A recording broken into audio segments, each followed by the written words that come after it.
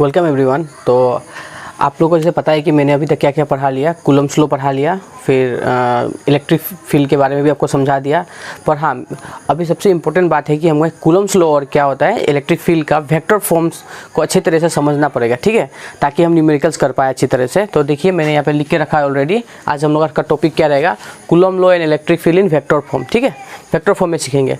तो देखिए जब भी आप ना वेक्टर फॉर्म में करें या फिर कभी भी न्यूमेरिकल करें, तो फिजिक्स का जो ये पार्ट का जो न्यूमेरिकल है उसको सॉल्व करने के लिए आपको सबसे पहले क्या करना पड़ेगा, आइडेंटिफाई करना पड़ेगा। क्या आइडेंटिफाई करना पड़ेगा, सोर्स चार्ज कौन सा है और टेस्ट चार्ज कौन सा है, ठीक है। मैं बताऊंगा सोर्स चार्ज किसे कहते हैं और टेस्ट चार्ज किसे कहते हैं, ठीक है। सबसे पहले वो आइडेंटिफाई करना पड़ेगा, तो ही आप न्यूमेरिकल सही से कर पाएंगे। फिर डिस्टेंस, ये बात को याद रखना है कि distance is measure always from the source charge to the test charge, ठीक है। सपोज देखिए मैं अभी बता रहा हूँ, सुनिए अच्छे से। सपोज यहाँ पे एक चार्ज रखा हुआ है, ठीक है, ये एक चार्ज है, ये चार्ज रखा हुआ है, यहाँ पे चार्ज का नाम मैंने क्यू बोला, ठीक है। अब ये चार्ज की वजह से आपको पता है यहाँ पे फील्ड होगा कि नहीं होगा। आपको लास्ट लेक्चर में आपको पता चला था फील्ड का मतलब क्या है कि नहीं। तो यहाँ पे फील्ड होगा, इलेक्ट्रिक फील्ड लाइन्स होंगे। अब मैं एक दूसरा चार्ज लेके आ रहा हूँ, यहाँ पे छोटा वाला चार्ज लेके आ रहा हूँ, ठीक है, मान लीजिए। तो आपको क्वेश्चन आता है कि ये पॉइंट P है, इस पॉइंट P पे इलेक्ट्रिक फील्ड कितना होगा, ठीक है, समझ में आ रहा है ना। इस पॉइंट पे कितना होगा, P पॉइंट पे। तो हमें यही आइडेंटिफाई करना है कि सोर्स कौन सा चार्ज है, ये सोर्स चार्ज है या ये सोर्स चार्ज है। तो आप देखिए जो चार्ज जिसके वजह से फील्ड है ना, फील्ड जिसके वजह से होती है उसको क्या कहा जाता है, सोर्स चार्ज, ठीक है। सोर्स चार्ज क्या है, प्रोड्यूसर ऑफ फील्ड बोल सकते हैं आप, ठीक है। क्या बोल सकते हैं आप, प्रोड्यूसर ऑफ फील्ड। तो फील्ड तो ये भी प्रोड्यूस कर रही है, पर इसका फील्ड ही हम लोग इसका फील्ड का वजह से यहाँ पे फोर्स डेवलप हो रहा है ना, तो इसीलिए इसको ही हम लोग क्या बोलते हैं, सोर्स चार्ज। और ये जो जनरली सोर्स चार्ज जो होती है वो हेवी होती है। क्या होती है, हेवी। जैसे कि मान लीजिए 10 कूलम का मास थोड़ा ज़्यादा होगा इसका, और इसका जो वैल्यू होता है चार्ज का वो भी ज़्यादा होता है, ताकि जब ये टेस्ट चार्ज आए तो ये भी प्लस है, ये भी प्लस है, दोनों के बीच में क्या होगा, रिपल्सन होगा। रिपल्सन मतलब समझ में आता है, ठेला ठेली होगा, है कि नहीं।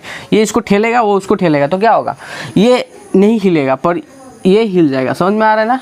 तो सोर्स चार्ज जनरली क्या होता है, हेवी होता है थोड़ा सा, ठीक है, और उसका वैल्यू भी ज़्यादा। और टेस्ट चार्ज जनरली क्या होता है, 1 यूनिट का होता है। क्या होता है, 1 यूनिट मतलब 1 कूलम का, मतलब, ठीक है, या 1 माइक्रो कूलम, आप जो भी बोले 1 होगा, ठीक है।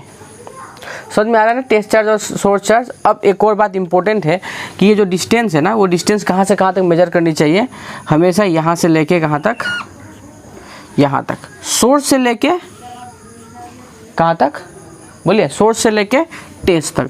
सपोज ये इसका नाम मैंने O दे दिया, इसका नाम A दे दिया, तो मैं क्या बोलूँगा, डिस्टेंस में क्या बोलूँगा, O से लेके A तक, ठीक है। ना कि अगर मैं A से O लेके O लिखूँगा तो यहाँ पे क्या लगाना पड़ेगा, एक माइनस लगाना पड़ेगा, ठीक है। तो आई होप आपको समझ में आ गया होगा ये बात। अब आइए मैं आपको कूलम्ब्स लॉ लिख के देता हूँ कि वेक्टर फॉर्म में कैसा होता है, ठीक है, और फिर इलेक्ट्रिक फील्ड के साथ उसके बाद में हम न्यूमेरिकल करेंगे, ठीक है। बस 2 मिनट में ख़त्म करते हैं इसको।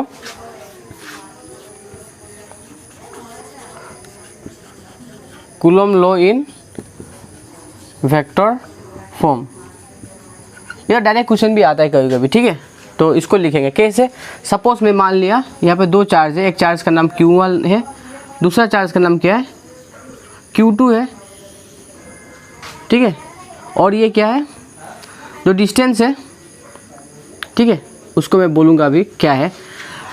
अगर मुझे कैलकुलेट करना है, देखिए मैं अगर अभी Q1 को सोर्स मानता हूँ, ठीक है, Q1 को सोर्स मानता हूँ, तो क्या बोलूँगा मैं, कि मैं बोलूँगा फोर्स, ठीक है, force on Q2 due to Q1। क्यों, ये सोर्स है ना, इसी की वजह से इस पर फोर्स होगा, जो सोर्स है वही फोर्स देता है ना, तो फोर्स ऑन किस पे, इस पे फोर्स होगा, force on Q2 due to Q1, ठीक है। ऐसा अगर मैं लिखूँ कूलम्ब लॉ के हिसाब से तो फोर्स ही निकलता है, आपको पता ही है ऑलरेडी। कूलम्ब लॉ क्या के लिए यूज़ किया जाता है पता ही है, आपने लिखा भी होगा, F = K Q1 Q2/R। R क्या होता है, ये दोनों का बीच का डिस्टेंस। पर अभी हम नहीं लिख रहे हैं, ये तो मैग्नीट्यूड फॉर्म में, ठीक है। अभी हमको वेक्टर फॉर्म में लिखना है, सुनिए अच्छे से। तो क्या है, फोर्स ऑन क्या, Q2 ड्यू टू Q1, ठीक है। फोर्स ऑन क्या, Q2 ड्यू टू Q1। कैसे होगा, इसको हम लोग लिखेंगे फोर्स ऑन किस पे, बोलिए, फोर्स ऑन किस पे, फोर्स ऑन Q2, तो यहाँ पे 2 लिखेंगे और यहाँ पे 1 लिखेंगे, ठीक है, इक्वल टू K।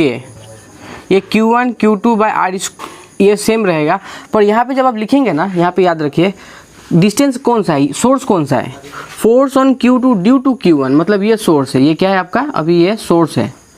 तो डिस्टेंस कहाँ से कहाँ तक मेजर होगा, डिस्टेंस यहाँ से शुरू होगा और यहाँ पे जाएगा, मतलब इसको हम कैसे लिखेंगे, ये डिस्टेंस को हम कैसे लिखेंगे, R क्या लिखेंगे, 1 से लेके 2 तक, याद रखिएगा R 1 से लेके 2 तक। तो यहाँ पे क्या लिखना है हम लोग को, R 1 से लेके 2 तक ये मैग्नीट्यूड आएगा, समझ में आ गया, ओके। और यहाँ पे कैसे आएगा बताइए, यहाँ पे आएगा R से लेके 1 2 ये, ठीक है। तो ये है हम लोग का क्या, कूलम्ब्स लॉ इन क्या, वेक्टर फॉर्म, ठीक है। अगर अभी सपोज, तो मुझे बताइए ये अगर पॉजिटिव है और ये पॉजिटिव है, दोनों पॉजिटिव है मान लीजिए, तो डायरेक्शन किधर होगा, ये इसका फोर्स का डायरेक्शन किधर होगा, इस तरफ होगा, ठीक है। ये F क्या होगा 2 1, F21 किधर होगा, उधर होगा, उस तरफ ठेल रहा है ना उसको, ये वाला इसको उधर ठेल रहा है कि नहीं, क्योंकि फोर्स इसके वजह से है, ऑब्वियसली ये भी इसको फोर्स दे रहा है, पर हम अभी ये कितना दे रहा है वो हिसाब नहीं कर रहे हैं, हम लोग क्या हिसाब कर रहे हैं, ये इसको कितना दे रहा है, समझ में आ गया ना। अब देखिए हम उल्टा करते हैं, उल्टा बात बोलते हैं, फोर्स ऑन किस पे, फोर्स ऑन Q1, Q1 पे फोर्स निकालना है, किसके वजह से, ड्यू टू क्या, बोलिए, ड्यू टू Q2। तो ये बात यहाँ पे कहानी कैसी हो जाएगी, कहानी उल्टा हो गई। डायग्राम एक और बना लेते हैं इसके सेकंड के लिए, ये Q1 है, ये आपका Q2, ठीक है। अभी कौन सा है देखिए, पढ़िए, फोर्स ऑन किस पे, Q1 पे फोर्स निकालना है, इस पे फोर्स निकालना है, किसके वजह से, Q2 के वजह से। तो अभी ये हो गया सोर्स आपका, ये आपका हो गया सोर्स, ये हो गया टेस्ट, ठीक है। तो कैसे लिखेंगे हम लोग, फोर्स ऑन किस पे, फोर्स ऑन 1 ड्यू टू 2, ठीक है, ये will be equal to K Q1 Q2, ये Q2 Q1 लिखिए, Q1 Q2 लिखिए, कुछ इफेक्ट नहीं पड़ता, पर यहाँ पे बहुत इंपॉर्टेंट है, क्या लिखेंगे अभी आप, सोर्स से लेके यहाँ तक आपको मेजर करना है, ठीक है, इधर आएगा डायरेक्शन, तो ये क्या होगा R21, ठीक है। तो आपको क्या लिखना है, R21 का यहाँ पे सॉरी है, यहाँ पे स्क्वायर होगा, मैग्नीट्यूड का स्क्वायर, और यूनिट वेक्टर आएगा, क्या आएगा यहाँ पे, R21 के डायरेक्शन में जा रहा है ना, तो ये यूनिट वेक्टर यहाँ पे लगाना पड़ेगा, समझ में आ गया आपको। अच्छा अब बोलिए, इधर इसका फोर्स का डायरेक्शन किधर होगा, ये जो है अभी इसको इधर ठेल रहा है ना, तो किधर होगा, इस तरफ दिखाना पड़ेगा हम लोग को, फोर्स कौन सा 1 2 इस तरफ है, 1 2 गलत है, हाँ, फोर्स ऑन 1 ड्यू टू 2, ठीक है, फोर्स ऑन 1 ड्यू टू 2 इस तरफ है, समझ में आ गया होगा आई होप। चलो लिख लीजिए फटाफट, ठीक है। अब नेक्स्ट हम इलेक्ट्रिक फील्ड की बात करते हैं, ठीक है, उसके बाद में हम न्यूमेरिकल पे डायरेक्ट जाएंगे, तो आप लोग रेडी हो जाइए। इलेक्ट्रिक फील्ड की एक बार लिख लेते हैं वेक्टर फॉर्म में। अच्छा, इलेक्ट्रिक फील्ड का कैसा होगा, ऐसा होगा,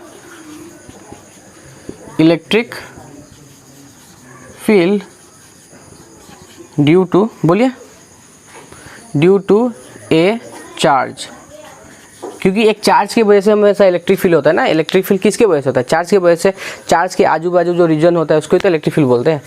तो वो electric field due to a charge मान लिए Q ना, एट पॉइंट P, इस पता ही आपको, ये आपका चार्ज हो गया Q चार्ज, इधर बहुत सारा इलेक्ट्रिक फील्ड है, लाइन से, ठीक है, मैं बस 4 ही बना रहा हूँ, बहुत सारे हैं, यहाँ पे एक पॉइंट P है, ठीक है।